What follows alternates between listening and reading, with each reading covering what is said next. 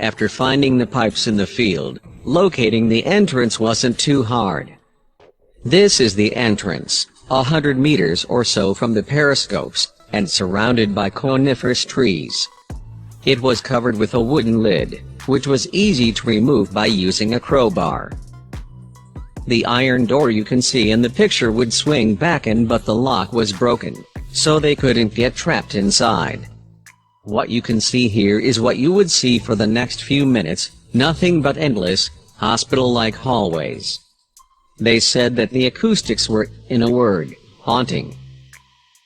A pipe and a plastic bag on the floor, presumed from a local supermarket. Hallways like this occurred several times.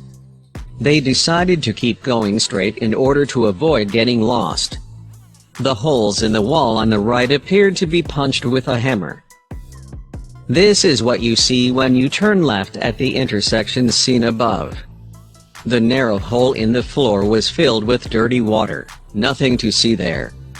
A little later, at the second intersection, they found what seemed like a clogged entrance covered in graffiti.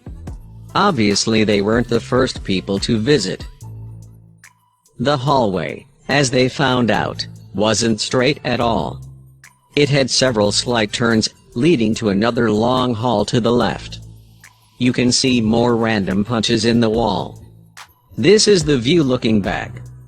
At this point they were both uncertain if they should proceed or get the hell out of there.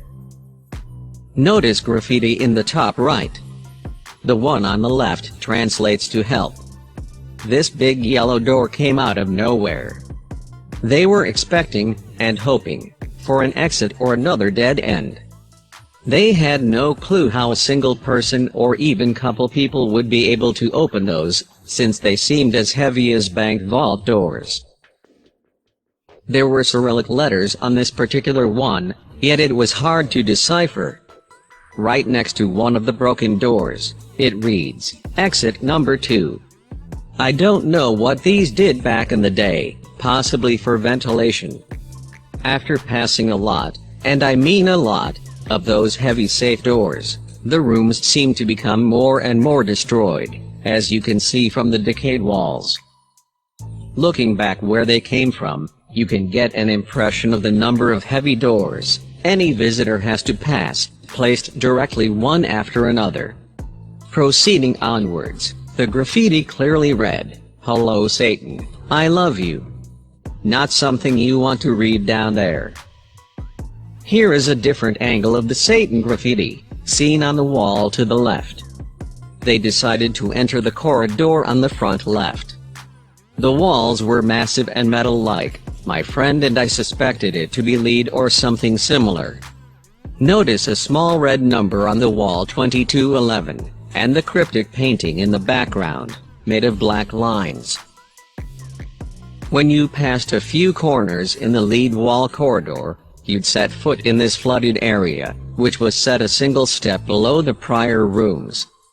They only stuck their heads in to take some pictures. This is what you would see when you turned left. A bigger room, also flooded. It seems slightly tilted. Notice another ventilation pipe right next to the door. This was the first time on the whole tour one of the explorers literally panicked. Terrified by the silhouette of this pile of rubble, resembling a crouching or sitting man. Another flood. They were stopped by another impassable corridor. When already heading back to where they came from, my friend found this spooky gem. It was the biggest room so far, but only visible through little square holes in the walls. Back view of the machine. On the wall in the background, right below the ceiling pipes, you can see the narrow gap, from where he took the picture above. Random gloves found in one of the tiny gaps. Random shoe left in the mud. This is a sign on the floor reading "Stay back." These spikes look just like icicles but were likely some kind of mineral phenomenon. Right after this shot, the camera went down and we headed back to the entrance.